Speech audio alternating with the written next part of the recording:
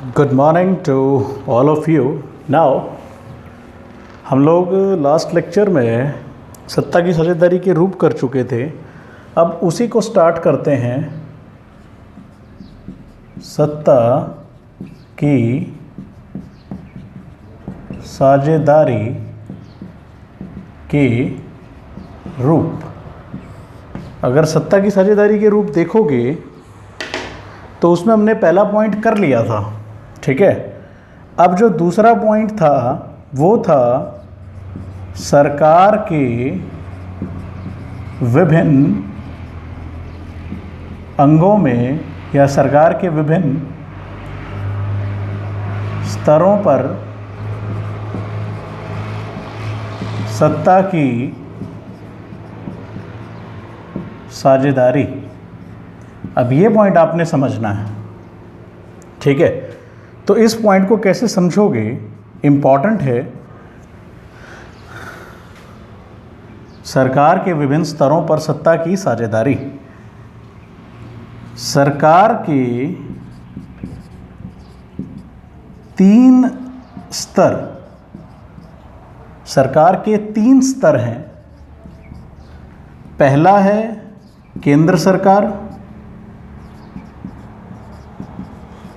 दूसरा है राज्य सरकार और तीसरा है क्षेत्रीय सरकार। सरकार के 3 स्तर हैं। पहला है केंद्र सरकार या केंद्र स्तर, राज्य स्तर और या क्षेत्रीय स्तर। आप कुछ भी लिख सकते हो उसमें से। 3 स्तरों पर सरकारें पाई जाती हैं, डिफरेंट सरकारें होती हैं। और इस चीज़ को क्या बोला जाता है, यह एक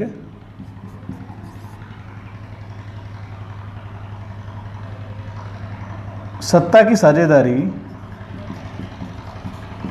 सत्ता की साझेदारी ऊर्ध्वाधर वितरण के अनुसार, ऊर्ध्वाधर वितरण के अनुसार होती है। इस चीज़ को भी आप अच्छे से समझ लें कि सत्ता की साझेदारी ऊर्ध्वाधर वितरण के अनुसार होती है। ऊर्ध्वाधर वितरण क्या है, आप थोड़ा समझो इसको, कि इसको इंग्लिश में क्या बोलते हैं, वर्टिकल डिस्ट्रीब्यूशन। वर्टिकल डिस्ट्रीब्यूशन किस तरीके से ये लेवल बटे हुए हैं, इसमें देखो आप कि सबसे पहला लेवल है केंद्र, सबसे पहला है केंद्र, ये आपने लिखना नहीं। दूसरा है राज्य और तीसरा है क्षेत्रीय। अगर केंद्र स्तर देखोगे आप तो केंद्र स्तर पर जो भारत के लेवल पर सरकार होती है, जिसे मोदी जी चलाते हैं, वो केंद्र स्तर पे सरकारें होती हैं। राज्य पे जिसे मनोहर लाल खट्टर हमारे हरियाणा में चलाते हैं, और क्षेत्रीय होती है पंचायतें। आप इस चीज़ को याद रखें, इसको बोला जाता है ऊर्ध्वाधर वितरण। मतलब पहले केंद्र सरकार, फिर राज्य सरकार और एक क्षेत्रीय सरकार। इनके स्तर अलग अलग हैं, ये पहले स्तर पर है, ये दूसरे स्तर पर है, ये तीसरे स्तर पर है। लेकिन आपने पिछले में क्या देखा था, हॉरिजॉन्टल डिस्ट्रीब्यूशन देखा था कि एक ही स्तर पर थी वो सरकारें और अलग अलग उनके अंदर सत्ता का भागीदारी थी। तो सेम इसके अंदर है कि केंद्र, आपको पता है कि कई कानून ऐसे होते हैं जो राज्य सरकारें तय करती हैं, बनाता केंद्र है लेकिन उसे लागू करने की जिम्मेवारी किसके पास होती है, राज्य के पास होती है। और फिर जो क्षेत्र के अंदर ग्राम पंचायतें आप देखते हो, उनके लिए ग्रांट आता है तो उसमें राज्य हस्तक्षेप नहीं करता, काम दे देता है उन्हें, काम करो, ठीक है, चेकिंग होती है वो अलग बात है, लेकिन काम क्षेत्रीय सरकारें अपने हिसाब से करती हैं। तो इस चीज़ को आप समझ लो, केंद्र सरकार, राज्य सरकार और क्षेत्रीय सरकारें। तो सरकार के 3 स्तर हैं, केंद्र स्तर, राज्य स्तर और क्षेत्रीय स्तर। या सरकार के 3 स्तरों पर सरकारें हैं, केंद्र, राज्य, क्षेत्रीय। सत्ता की साझेदारी ऊर्ध्वाधर वितरण के अनुसार इस के अंदर होती है। उसके बाद आपने क्या लिखना है, अगला पॉइंट जो इंपॉर्टेंट है उसमें लिखोगे आप, ऊर्ध्वाधर वितरण समझ में आ गया आपको। उसके बाद अगला पॉइंट आपने लिखना है, वेरी इंपॉर्टेंट, कि केंद्र के लिए जो सरकारें काम करती हैं, जो सरकार काम करती है, जो सरकार काम करती है उसे केंद्र सरकार कहा जाता है। केंद्र सरकार कहा जाता है। दूसरा, इसी में राज्य स्तर पर, राज्य के अंदर, राज्य के लिए जो सरकार कार्य करती है उसे राज्य सरकारें या राज्य सरकार कहा जाता है। राज्य सरकार कहा जाता है। इसी तरीके से क्षेत्रीय सरकारें, क्षेत्रीय सरकारों के एग्जाम्पल हैं क्षेत्रीय सरकारें एक क्षेत्र या गांव या नगर के लिए कार्य करती हैं। नगर के लिए कार्य करती हैं। ये बात आपने याद रखनी है।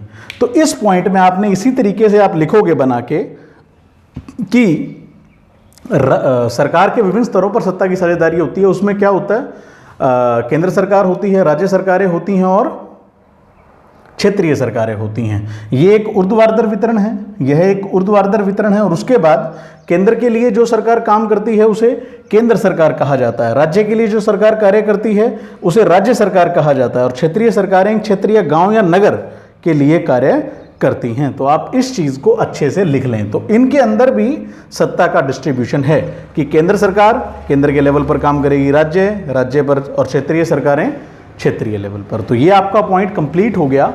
उसके बाद जो अगला पॉइंट है आपका, अगला जो पॉइंट है वो है दूसरा पॉइंट,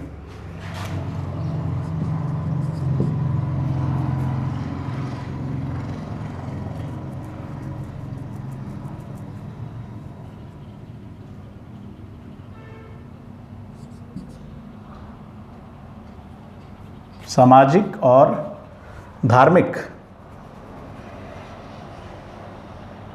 अगला जो है वो है सामुदायिक सरकारें। अगला जो पॉइंट है सामुदायिक सरकारें हैं। ठीक है, क्या होता है, देश के अंदर अलग अलग सामाजिक ग्रुप पाए जाते हैं, अलग अलग सामाजिक श्रेणियां होती हैं, अलग अलग धार्मिक श्रेणियां होती हैं, उनके बीच में सत्ता की साझेदारी होती है। ठीक है,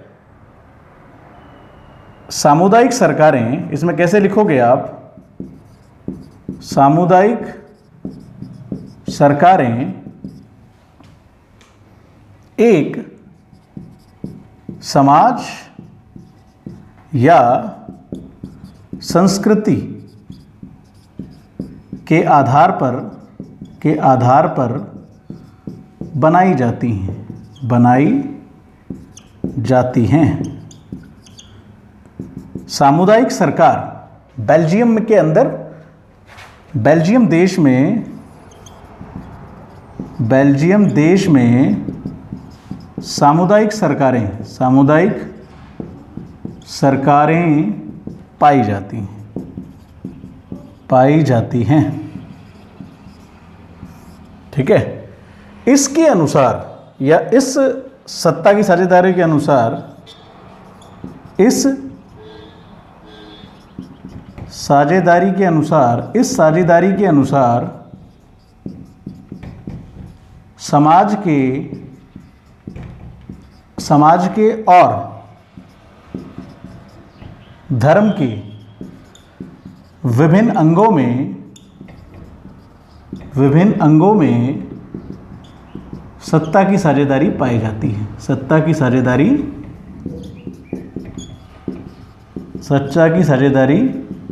पाई जाती है। अब आप इस चीज़ को लिख लें। सामुदायिक सरकारें क्या होती हैं, देखो, एक धर्म के अनुसार या एक बोली के अनुसार आप सरकार का गठन कर सकते हैं। उसे क्या बोला जाता है? सामुदायिक सरकारें बोला जाता है। ये आपने बेल्जियम के मॉडल में भी पढ़ा था। एक बोली के आधार पर आपने सरकार का गठन कर दिया। हर लोकतंत्र में नहीं पाई जाती, लेकिन इसका एक बहुत बड़ा एग्जाम्पल है, वो मैं भी लिखूंगा कि हर लोकतंत्र के अंदर ये प्रावधान किया जाता है कि जो निचले स्तर के लोग हैं उनको भी सत्ता की साझेदारी दी जाए। इसमें इंपॉर्टेंट नोट डाल के यही लिखोगे आप लोग, ठीक है। सामुदायिक सरकारें एक समाज या संस्कृति के आधार पर बनाई जाती हैं।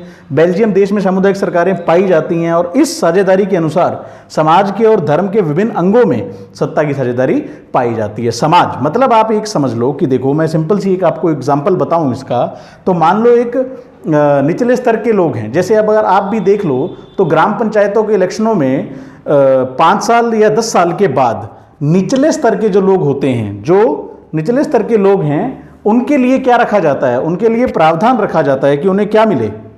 सत्ता मिले। उन्हें गांव का पंच बनाया जाए जो निचले समाज के हैं, जो निचली जाति के हैं। तो वो चीज़ क्या है? वो है सामुदायिक सरकारें। तो नहीं मैं बोलूँगा उसको सामुदायिक सरकारें हैं, लेकिन जो इस पॉइंट के अनुसार आप बात कर रहे हो कि इस साझेदारी के अनुसार समाज के और धर्म के विभिन्न अंगों में सत्ता की साझेदारी पाई जाती है। तो इसके बाद आप नोट डाल के लिखो, इसमें इंपॉर्टेंट नोट डाल दो। इंपॉर्टेंट नोट आप डालोगे, नोट डालोगे, हर संविधान में सभी संविधान में यह प्रावधान होता है, सभी संविधान में यह प्रावधान होता है कि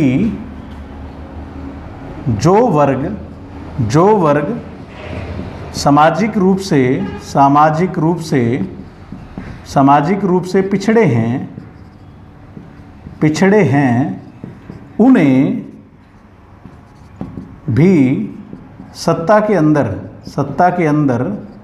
भी सत्ता के अंदर भागीदारी दी जाए। तो ये इंपॉर्टेंट नोट है। हमारे संविधान में भी ये प्रावधान है कि जो वर्ग सामाजिक रूप से पिछड़े हैं उन्हें भी सत्ता के अंदर भागीदारी दी जाए, मतलब उनके भी एमएलए एमपी बने। आप आगे आगे पढ़ते जाएंगे इस चीज को। तो क्या होता है कि जैसे अगर आप देखोगे कि महिलाओं को अगर सशक्त करना है, एक और उदाहरण लिखो, यदि महिलाओं को सशक्त करना है, एक उदाहरण और लिख दो। उदाहरण के तौर पर,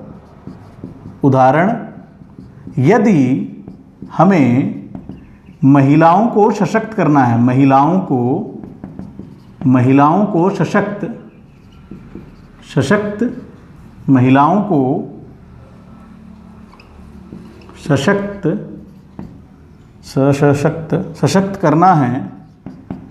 करना है तो उन्हें सत्ता में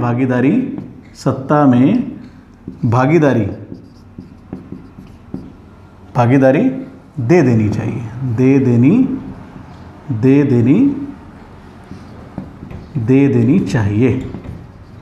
तो बिल्कुल सिंपल तरीके से आप लिखोगे इसे कि यदि हमें महिलाओं को सशक्त करना है तो उन्हें सत्ता में क्या देना चाहिए? भागीदारी दे देनी चाहिए, उन्हें सत्ता में साझेदारी दे देनी चाहिए, उन्हें सत्ता के अंदर भागीदारी दे देनी चाहिए। तो ये चीज़ आप बहुत इंपॉर्टेंट तरीके से समझ लो कि सामुदायिक सरकारों में आपने क्या लिखना है कि इससे भी क्या होता है कि सत्ता की साझेदारी बढ़ती है। तो आप एक चीज़ बिल्कुल सिंपल से देख लो कि मान लो एक ए समाज है और एक बी समाज है, इसके तो पहले से ही चुनाव के अंदर ये पृथक है, चुनाव के अंदर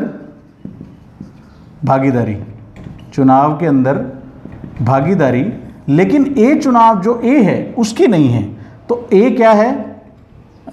ए अगर आप देखोगे तो ए जो है वो निचले स्तर के लोग हैं या अल्पसंख्यक हैं। ए क्या है? मान लो अल्पसंख्यक। अगर हम उन्हें उठाना चाहते हैं तो हम उन्हें क्या करेंगे? चुनाव के अंदर भागीदारी दे देंगे, चुनाव के अंदर भागीदारी। तो इस चीज़ को समझ लो। इस तरीके से सत्ता किस में डिवाइड हो गई? ए और बी में। तो ए और बी में, जैसे बेल्जियम में था कि निचले लोगों के पास भी सत्ता थी और फ्रेंच लोगों के पास भी और जर्मन लोगों के पास भी, दोनों के पास सत्ता थी। तो आप इस चीज़ को अच्छे से अपने नोट्स प्रिपेयर कीजिए बिल्कुल आराम से। और एक पॉइंट इसमें और रह गया जो मैं लास्ट वीडियो में ख़त्म करूंगा, छोटी सी वीडियो बना के, लेकिन आप ये तीनों पॉइंट अच्छे से कर लीजिए।